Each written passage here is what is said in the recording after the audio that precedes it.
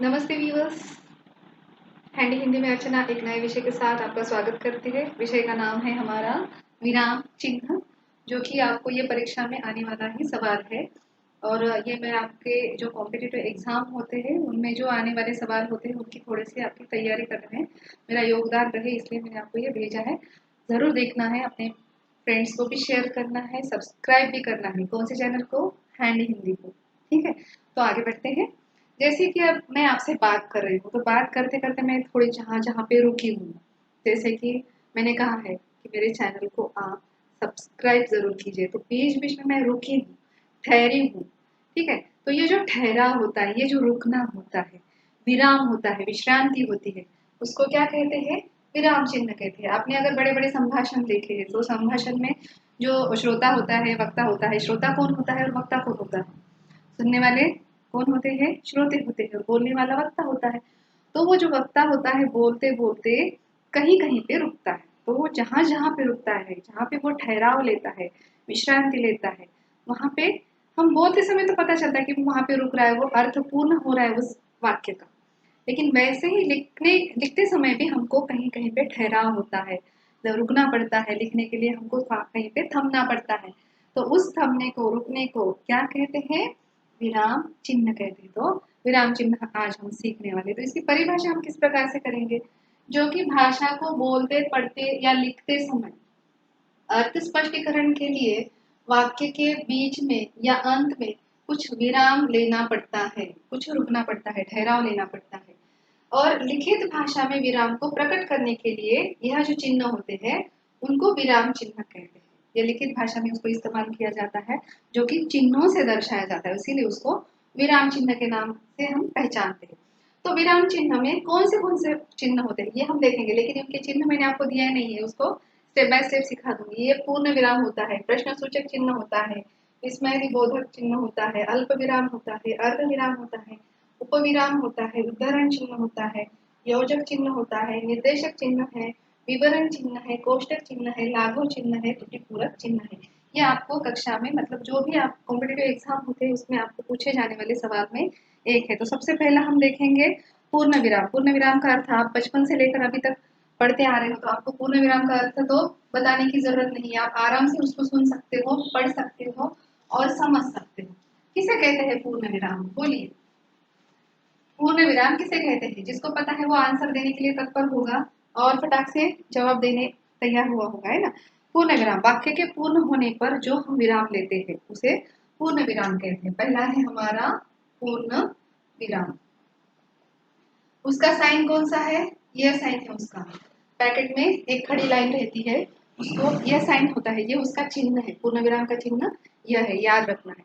तो पूर्ण विराम जो होता है वाक्य के पूर्ण होने पर लगाए जाने वाला जो विराम चिन्ह है उसको पूर्ण विराम कहते हैं। इसका एक उदाहरण हम देखेंगे हर एक क्वेश्चन का, और हर एक जो ये है हमने विराम चिन्ह है उनका एक एक उदाहरण हम यहाँ पे देखेंगे। जैसे है, और ये कहाँ कहाँ भी इस्तेमाल होता है? सरल वाक्य में होता है, संयुक्त वाक्य में होता है और मिश्र वाक्य में, तीनों में भी इसको इस्तेमाल हम कर सकते हैं। पहला है हमारा प्रातः काल का समय था। उदाहरण है एक, प्रातः काल का समय था। यहाँ पे भी हमने इसको था के बाद ये पूर्ण विराम दिया है, तभी आपको पता चल रहा है कि ये पूर्ण विराम का उदाहरण है। दूसरा है प्रातः काल का समय था और प्रातः काल का समय था और देखिए यहाँ पे क्या बढ़ रहा है, प्रातः काल का समय था और शीतल हवा भी चल रही थी। शीतल हवा भी चल रही थी। और इसी का तीसरा वाक्य अभी मैं आपको बताने वाली हूँ, इसमें संयुक्त वाक्य कौन सा है और सरल वाक्य कौन सा है, मिश्र वाक्य कौन सा है, उसको हमको देखना है। तीसरा है प्रातः काल के समय, प्रातः काल के समय शीतल हवा, प्रातः काल के समय शीतल हवा चल रही थी, चल रही थी कि अचानक बरसात शुरू हो गई। यहाँ पे पूर्ण विराम। देखिए ये जो पहला वाक्य है प्रातः काल का समय था, मैं सिर्फ इसका ही आपके ज्यादा उदाहरण देना चाहूंगी। ये प्रातः काल का समय था, यह जो है सरल वाक्य है। दूसरा है प्रातः काल का समय था और शीतल हवा भी चल रही थी, इसको कौन सा वाक्य कहेंगे हम? 2 नंबर का संयुक्त वाक्य है। और ये तीसरा जो है वो मिश्रित वाक्य है, तीनों वाक्य एक साथ आए हैं, इसलिए यह हर एक वाक्य में हमको इसको इस्तेमाल करना पड़ता है। विधानवाचक में करना पड़ता है, लेकिन अलग अलग तरीके से, वो प्रश्न जैसा होगा उसके हिसाब से उसको हमको मुड़ना पड़ता है। यह हमारा पहला हो गया है पूर्ण विराम। ठीक है, दूसरा हम सीखेंगे प्रश्न सूचक चिन्ह। दूसरा हम सीखेंगे प्रश्न सूचक चिन्ह। अभी आपको पता है कि प्रश्न सूचक चिन्ह हम कब इस्तेमाल करते हैं? जब किसी को कौन, कहाँ, कैसे, किसको, यह जब हम सवाल पूछते हैं, तो ये सवाल जब पूछते हैं उसके जो आंसर आते हैं वो उत्तर होते हैं, लेकिन सवाल पूछने लिखते समय पूछते हैं तो उसके अंत में आता है वो कौन सा होता है? प्रश्न सूचक चिन्ह होता है। प्रश्न सूचक चिन्ह वह कौन सा होता है? ये होता है वो प्रश्न सूचक चिन्ह। ठीक है, अभी मैंने आपको कहा है कौन, कहाँ, कैसे, किसको, किधर, यह जो सवाल हम पूछे जाते हैं उनको इन शब्दों का इस्तेमाल करके इसे पूछा जाता है, उसको हम प्रश्न सूचक चिन्ह कहते हैं। जैसे कि आप कहाँ जा रहे हो, उदाहरण हम उसका ले लेंगे। एक, आप कहाँ जा रहे हो, यहाँ पे प्रश्न सूचक चिन्ह है, हमने प्रश्न पूछा है किसी और को। ठीक है, दूसरा, माँ आज खाने में क्या बनाया है? माँ आज खाने में क्या बनाया है? ठीक है, यह है, देखो प्रश्न सूचक चिन्ह। कहाँ, क्या, किससे, किसको, यह प्रश्न वाले जो शब्द आते हैं वो प्रश्न सूचक चिन्ह में आते हैं। तीसरा है हमारा विस्मयादिबोधक चिन्ह। तीसरा है विस्मयादिबोधक चिन्ह। तो ये विस्मयादिबोधक चिन्ह होता क्या है? विस्मयादिबोधक चिन्ह, इसको आप एक्सक्लेमेटरी सेंटेंस के नाम से जानते हैं। जैसे कि हमारा पूर्ण विराम उसको फुल स्टॉप कहते हैं, प्रश्न सूचक चिन्ह है उसको हम क्वेश्चन मार्क भी कह सकते हैं, या तो फिर मार्क ऑफ द इंट्रोगेशन इसको भी यह कह सकते हैं। तीसरा है विस्मयादिबोधक चिन्ह, उसको क्या कहते हैं? Mark of the exclamatory. Exclamatory के लिए हम इसको अंग्रेजी में इस्तेमाल करते हैं एक्सक्लेमेटरी के नाम से। तो ये कब हम इस्तेमाल करते हैं?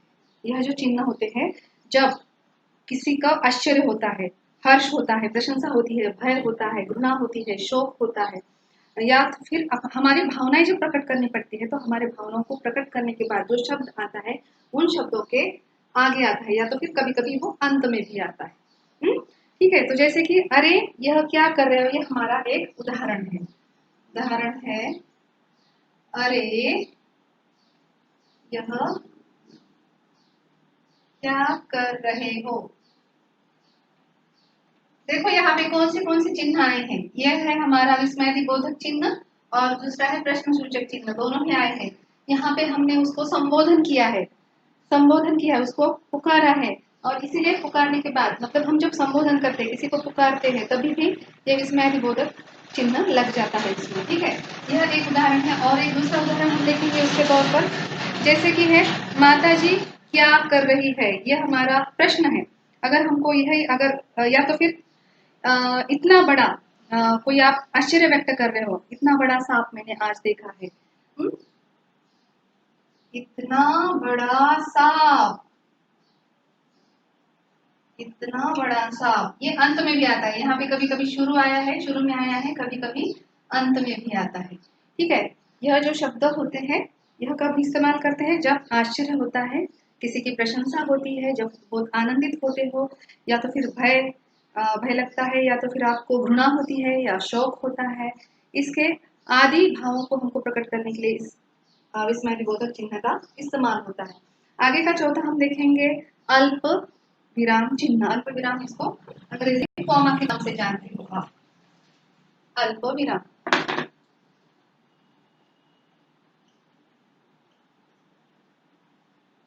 इसको आप कॉमा के नाम से जानते हैं। ठीक है, ये हमारा साइन है उसका। तो अल्प विराम हम कब लेते हैं? जब पढ़ते या लिखते समय जहाँ पे थोड़ा रुकना हो तो हम यह अल्प विराम इस्तेमाल करते हैं, है ना। तो ये वाक्य में तरह तरह के शब्दों के साथ आता है, जैसे कि उदाहरण है हमारा हमीद बहुत ईमानदार। यहाँ पे हम उदाहरण के तौर पर ले लेंगे हमीद बहुत ईमानदार। यहाँ पे और उसके बारे में हम उनकी विशेषताएं बतानी है हमीद के बारे में। वो ईमानदार भी है और कैसा है, वो परिश्रमी है, परिश्रमी, उदार और कठोर कष्ट करने वाला है। ठीक है, यहाँ पे हम पूर्ण विराम दिया है। यह हमीद एक एक लड़का है जो कि वो ईमानदार है। ईमानदार के बाद हमने अल्प विराम का इस्तेमाल किया है। उसके अंदर कौन कौन से गुण हैं, एक जाति के गुण दर्शाने वाले को हम ये अल्प विराम इस्तेमाल करते हैं। जैसे आपके पास बहुत सारे फल है, फलों के नाम आपको इकट्ठा लिखने हैं तो या फिर गुआवा, आपके पास जो जो भी फल होते हैं उनको लिखते समय आप उसको कॉमा देना पड़ता है, आपको बीच बीच में अल्प विराम देना पड़ता है। आपके पास बहुत सारे फूल है, गुलाब है, चमेली है, चंपा है, गेंदा है, तो ये लिखते समय आपको बीच बीच में एक ही जाति वाले जो शब्द लिखते समय अल्प विराम का इस्तेमाल किया जाता है। उसी का है दूसरा, हाँ मैं आज ही वहां पहुंच जाऊंगी। हाँ, ये पहला है हमारा। ये दूसरा उदाहरण, हाँ मैं आज ही वहां पहुंच जाऊंगी। ठीक है, ये पूर्ण विराम है यहाँ पे। हाँ के बाद यहाँ पे आया है, क्यों यहाँ पे हम रुके हैं ना थोड़ा सा बोलते समय। यहाँ पे थोड़ा सा हमने विराम लिया है, पढ़ते या लिखते समय हमको जहाँ पे रुकना पड़ता है थोड़ा सा, तो वहां पे हमको अल्प विराम लेना पड़ता है। ठीक है, आगे का हमारा पांचवा है, जैसे कि हम इसमें बहुत सारे उदाहरण भी दे सकते हैं। इसमें comma into inverted comma, double comma भी आता है, सिंगल कॉमा भी आता है। ऐसे शब्दों में कभी कभी अल्प विराम भी आता है, मिक्स आते हैं। आप सेंटेंस जब आप उसको सुलझाओगे तो सुलझाते समय इसके आपके जो ऑप्शंस है अलग अलग, जो उदाहरण है अर्धविराम, उपविराम, ये जो होते हैं वो उसको इस्तेमाल किए जाते हैं। आगे का पांचवा है हमारा अर्ध विराम। अर्ध विराम का इस्तेमाल कहाँ हो जाता है? अर्ध विराम चिन्ह, सेमीकोलन, अर्ध विराम चिन्ह, यह कौन सी चिन्ह से होता है? इसको कौन से दो डॉट होते हैं उसको सेमीकोलन के नाम से भी जाना जाता है ना। ये ऐसे दो डॉट होते हैं। तो ये हम कब इस्तेमाल करते हैं? ये अर्ध विराम जब होता है, जब बोलते समय हमें पूर्ण विराम से पहले, पूर्ण विराम से कुछ कम और अल्प विराम से कुछ ज्यादा समय अगर हमको लेना पड़े तो ये हमको अर्ध विराम लेना पड़ता है। कब? बोलते समय पूर्ण विराम से कुछ कम और अल्प विराम से कुछ ज्यादा। ठीक है, तो वैसे उदाहरण है जैसे कि जब सीता गाना गाती है मैं भी गाना गा लगता हूँ। ठीक है, जैसे उदाहरण है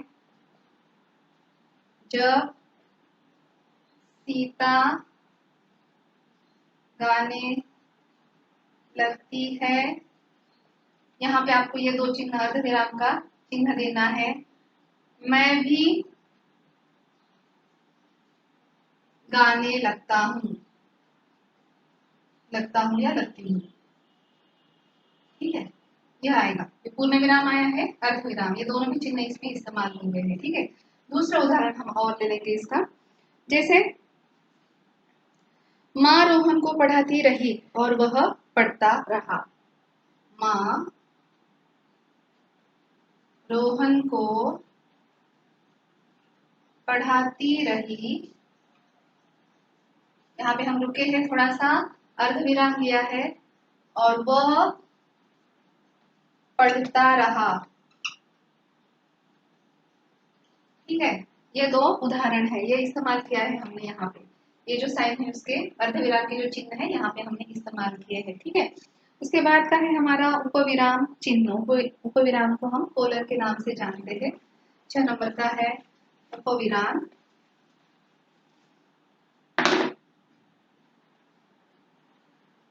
उपविराम चिन्ह ये कौन सा होता है? ये उपविराम किसे कहते हैं?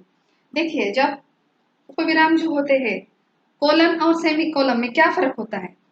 सेमीकोलन जब बोलते समय हमको पूर्ण विराम से और अल्प विराम से, पूर्ण विराम से कम और अल्प विराम से ज्यादा समय लेना पड़ता है। लेकिन उपविराम जब होता है, जब किसी बात को अलग अलग करके दिखाना हो, तो उसको उपविराम से हमको दर्शाना पड़ता है, अलग अलग करते समय। ठीक है, तो ये उदाहरण मतलब ये चिन्ह जो है उसका सेम ही होता है। इसको हमको अलग कैसे करना है, जैसे यहाँ पे प्रकृति की रक्षा, उदाहरण है हमारा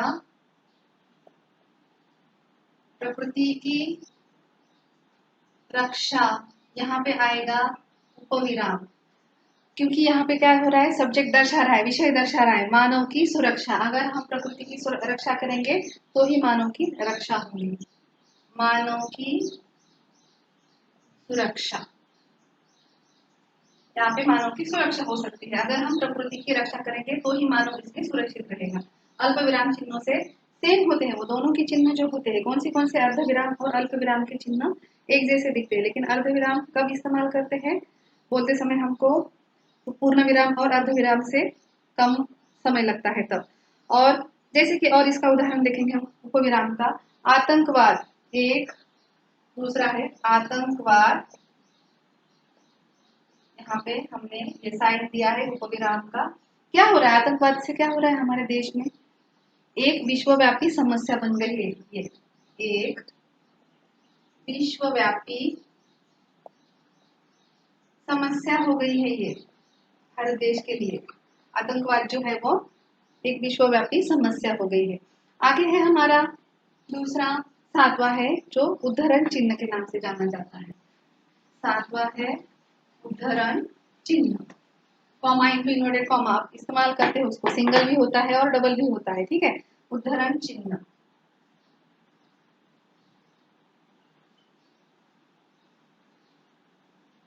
इसको कैसे इस्तेमाल करते हैं, उद्धरण चिन्ह का एक सिंगल भी होता है और डबल भी होता है, उसको आप इकहरा भी कह सकते हो और दोहरा भी कह सकते हो। ये ऐसा भी होता है और ये ऐसा और ऐसा भी होता है। ठीक है, ये दोनों भी तरह के हो सकते हैं। ये ऊपर की साइड से आता है, ये ऊपर से ऐसा आता है और ये नीचे कंप्लीट करता है। ये भी ऊपर से आते हैं दोनों और ये नीचे को कंप्लीट कर देते हैं। ठीक है, इस प्रकार का उसका साइन होता है। तो यह हम कब इस्तेमाल करते हैं, यह जो दो तरह के होते हैं, एक तो इकहरा, दूसरा दोहरा।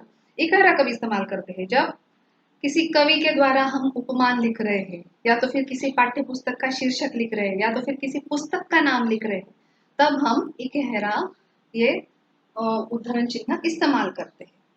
और दोहरा कब इस्तेमाल करते हैं, जब कोई लेखक हो तो वक्ता के बारे में कथन कर रहा है, तो हम दोहरा उसको उद्धरण चिन्ह इस्तेमाल करना पड़ता है। ठीक है, तो सबसे पहला हम देखेंगे इकहरा उद्धरण चिन्ह कहाँ इस्तेमाल हो जाता है। देखिए, किसी कवि द्वारा रखे उपमान को, उदाहरण है किसी कवि द्वारा रखे उपनाम को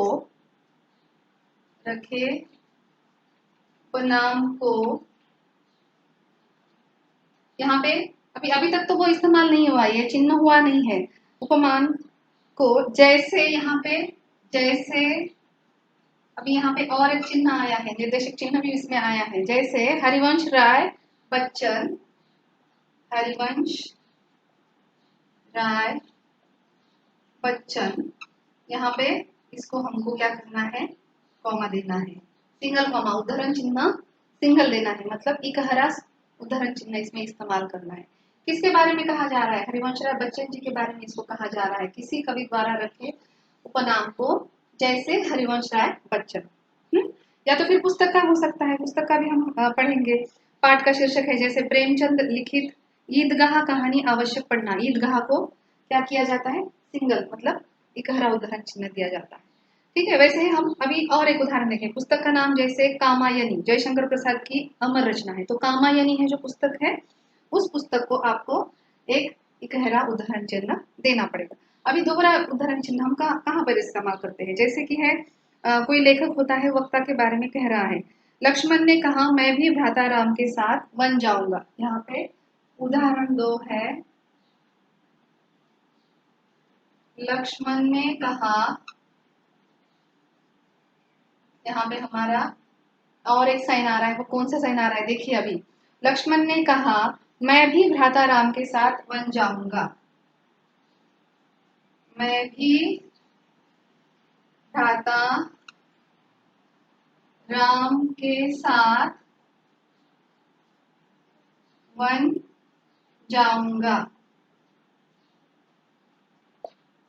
ठीक है, तो यहाँ पे हमको ये इसको पूरा करना है। कॉमा इंटू यूनिट कॉमा जो है मतलब उद्धरण चिन्ह है दोहरा, उसको यहाँ पे पूरा करना है। तो यहाँ पे हम उसको कैसे पूरा करेंगे, पूर्ण विराम देकर, और फिर उसको हम इस टाइप से पूरा करेंगे। ठीक है, ये हो गया, आपको समझ में आया इकारा हम कब इस्तेमाल करते हैं और दोहरा हम कब इस्तेमाल करते हैं। आगे का है योजक चिन्ह, उसको हाइफन के नाम से आप जानते हो, अंग्रेजी में हाइफन कहते हैं उसको। योजक चिन्ह ये मैंने आपको समास में भी सिखाया था।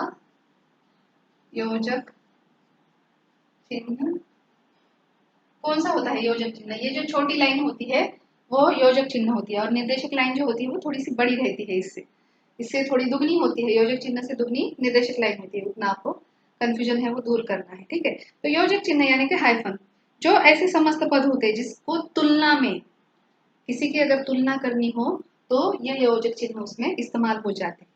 कौन सी तुलना है, जैसे है उदाहरण के तौर पर माता पिता, यहाँ पे विलोम शब्द भी आ रहे हैं और एक दूसरे की तुलना कर रहे हैं वो।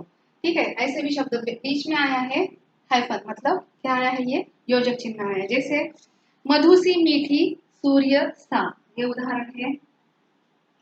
मधु सी मीठी सूर्य सा।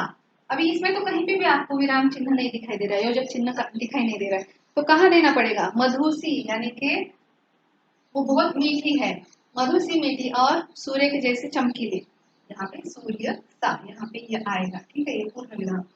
हाँ ठीक है, और एक उसका उदाहरण देखेंगे हम, रात दिन वह पढ़ाई करता है, कभी कभी मुझे बाहर घूमना अच्छा लगता है, कभी कभी रात दिन, इसके बीच में योजक चिन्ह इस्तेमाल किया है। हमारे सृष्टि पर पाप और पुण्य बढ़ गए हैं, दोनों भी बढ़ गए हैं, पाप और पुण्य के बीच में हमने योजक चिन्ह डाला है। आगे बढ़ते हैं हम, दूसरा है निर्देशक चिन्ह, इसके आगे का है 9 नंबर का निर्देशक चिन्ह, जो कि योजक चिन्ह से दुगना होता है। निर्देशक चिन्ह योजक चिन्ह से दुगना हो जाता है। यह कब इस्तेमाल करते हैं, यह चिन्ह जो होता है इसका प्रयोग हमको उद्धरण कथन से पहले किया जाता है। अगर हम कोई कथा बोल रहे हैं तो उसके पहले, जैसे कि बाल गंगाधर तिलक ने कहा, जैसे उदाहरण के तौर पर है बाल गंगाधर तिलक ने कहा, यहाँ पे आएगा ये निर्देशक चिन्ह। क्या कह रहे थे बाल गंगाधर तिलक, स्वतंत्रता हमारा जन्मसिद्ध अधिकार है, स्वतंत्रता हमारा जन्मसिद्ध अधिकार है, उसे हम पाकर ही रहेंगे। ये हम उदाहरण इसके दे रहे हैं। ठीक है, यहाँ पे आया है ये निर्देश कर रहे हो, किसके बारे में निर्देश हो रहा है, उद्धरण कथन से पहले मतलब किसके बारे में कथन किया जा रहा है, यहाँ पे बाल गंगाधर तिलक के बारे में कथन किया जा रहा है कि उनका जो नारा था वो कैसा था, वो वो बता रहे हैं। आगे है हमारे गणित के शिक्षक कई भाषाएं जानते हैं, जैसे कि हिंदी, अंग्रेजी, उर्दू, कानड़ी, कर्नाटकी, यह भाषा जानते हैं। तो आपको जो बीच में भाषाएं के बाद में हम लिख कर देते थे, हमारे गणित के शिक्षक, हमारे गणित के शिक्षक क्या होते हैं, ये हमारे गणित के जो शिक्षक हैं, कई भाषाएं, अभी यहाँ पे आएगा योजक चिन्ह, वो कौन सी भाषा है, हिंदी, अंग्रेजी, उर्दू, ठीक है, फ्रेंच, कर्नाटकी आदि भाषा जानते हैं, आदि जानते हैं। ठीक है, यहाँ पे आपको क्या आ गया है, यहाँ पे निर्देशक चिन्ह आया है। और है आगे हमारा विवरण चिन्ह। विवरण यानी कि कोलन प्लस डैश होता है, उसको विवरण चिन्ह कहते हैं। कोलन प्लस डैश, ये आपको आते हैं एग्जाम में ऐसे प्रश्न, तो आपको ध्यान से इसको याद करना है। ठीक है, विवरण चिन्ह, विवरण चिन्ह, विवरण चिन्ह क्या होता है? यह जो कोलन प्लस डैश होता है, वाक्यांशों के विषय के जो सूचना होती है, कुछ निर्देश जब दिए जाते हैं तो विवरण चिन्ह का इस्तेमाल किया जाता है। जैसे उदाहरण है ये ऐसा, ठीक है, ये ऐसे दोनों भी चिन्ह उसमें इस्तेमाल किए जाते हैं। उदाहरण के तौर पर संज्ञा के भेद, उसके आगे हमको ये लिखना है, पहला वाला है व्यक्तिवाचक, जातिवाचक और भाववाचक। ठीक है, आपको इससे पता चल रहा है विवरण चिन्ह हम इसमें यहाँ पे इस्तेमाल किया है। दूसरा वैसे उदाहरण और ले लेंगे हम, दूसरा उदाहरण ले लेंगे विवरण चिन्ह का, जैसे कि मेरे रिश्तेदार, यहाँ पे आप ये इस्तेमाल कर रहे हो, तो यहाँ पे काका, मामा, चाचा, यहाँ पे चाचा लिख सकते हो, मामा, दादा, बुआ। ठीक है, यह अलग प्रकार के आप इसमें इस्तेमाल करते हो। तो ये देखिए यहाँ पे ये चिन्ह हमने इस्तेमाल किया है विवरण बताने के लिए, उस बारे में बताने के लिए, विवरण बताने के लिए इस्तेमाल किया है। आगे है कोष्टक चिन्ह। कोष्टक चिन्ह, कोष्टक को आप ब्रैकेट भी कहते हो। कोष्टक चिन्ह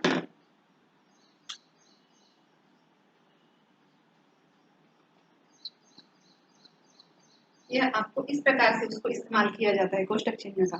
ठीक है, तो कोष्टक चिन्ह कैसे इस्तेमाल किया जाता है? यह कोष्टक चिन्ह हम कब इस्तेमाल करते हैं? कोष्टक का प्रयोग इन रूपों में किया जाता है जब क्रम सूचक, मतलब कोई क्रमांक से बता रहा है, या फिर उसको अंकों से भी या फिर अक्षरों से भी हम बताया जाता है। जैसे कि दिशाएं कितनी है, उदाहरण ले लेंगे, दिशाएं हैं 4, उदाहरण 1, दिशाएं 4 है, वह कौन सी है? अभी इसके आगे हमको बोलना है, पहली है, यहाँ पे क भी लिख सकते हो। ठीक है, पूरब, पूरब, मैं नीचे लिखकर दिखा देती हूँ आपको, क, पूरब,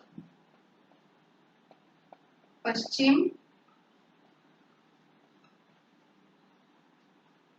उत्तर,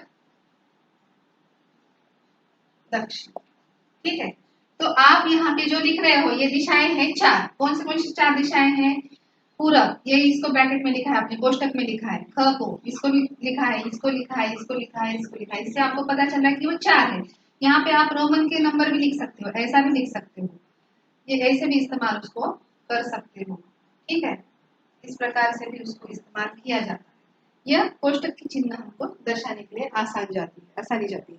जैसे कि दूसरा है अर्थ स्पष्ट करने के लिए भी हम इसका इस्तेमाल करते हैं, जैसे बापू। दूसरा उदाहरण है बापू। बापू किसे कहते हैं?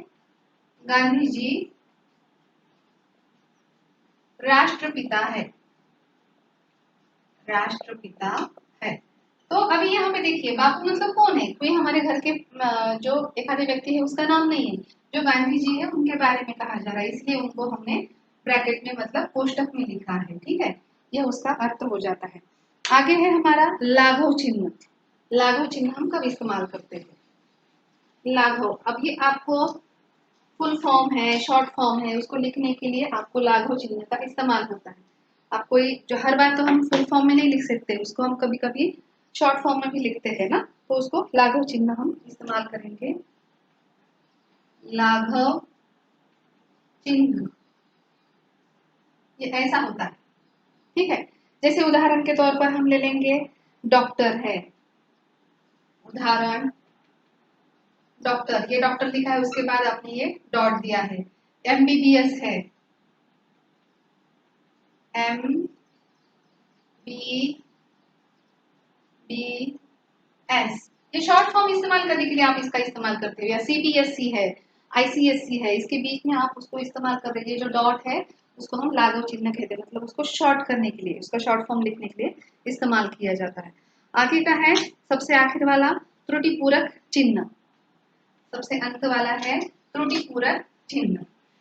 तो जे देखो अभी लिखते समय आप गड़बड़ करते हो, गड़बड़ करते करते एक आधा शब्द आपका रह जाता है, वैसा लिखना है ना। तो वैसा लिखने वाला जब आप पढ़ाई करते हो, उसको पढ़ते समय आपको याद रहता है कि अरे यहाँ पे ये शब्द दिया था टीचर ने और ये भूल गए हम इसको लिखना। तो जो शब्द भूला वाला शब्द उसको लिखना पड़ता है, तो वो कौन सा साइन लेना पड़ता है, उसको त्रुटिपूरक चिन्ह इस्तेमाल करना पड़ता है। त्रुटिपूरक चिन्ह जो कि इस प्रकार से दर्शाया जाता है। ठीक है, तो जैसे कि राम लक्ष्मण, देखिए उदाहरण है राम लक्ष्मण सीता, राम लक्ष्मण सीता वन को गए, वन को गए, ये हमारा एक सेंटेंस। राम लक्ष्मण सीता, यहाँ पे और लिखना रह गया है, राम लक्ष्मण और सीता वन को गए। ठीक है, तो यह जो हमारे लिखते समय बीच बीच में एक आधा शब्द जो कि बहुत जरूरी होता है, उससे दूसरा भी शब्द का अर्थ पूरा होता है, वैसे ही शब्द अगर लिखने को रह गए हैं तो उसको हमको त्रुटिपूरक चिन्ह डालकर, ऐसा चिन्ह डालकर उसको पूरा करना पड़ता है। आपको पाठशाला में टीचर ने दिया है आपको कि निम्नलिखित प्रश्नों के उत्तर लिखिए, यह दिया है, आपने लिखा है निम्नलिखित प्रश्नों की लिखा ही नहीं है और उत्तर लिखिए लिखा है, तो डायरेक्टली आपको क्या करना है, वो प्रश्नों के लिए आपको साइन लगाना है, ऐसा त्रुटिपूरक का साइन लगाना है और जो बचा वाला शब्द है वो वहां पे डालना है। ठीक है, कैसा लगा आपको ये विराम चिन्ह? अच्छा लगा है, समझ में आया है, समझ में आया होगा ऐसा मैं समझती हूँ।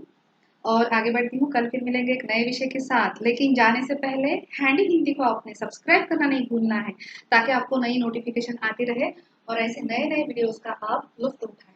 ठीक है, फिर मिलते हैं कल नए विषय के साथ। धन्यवाद।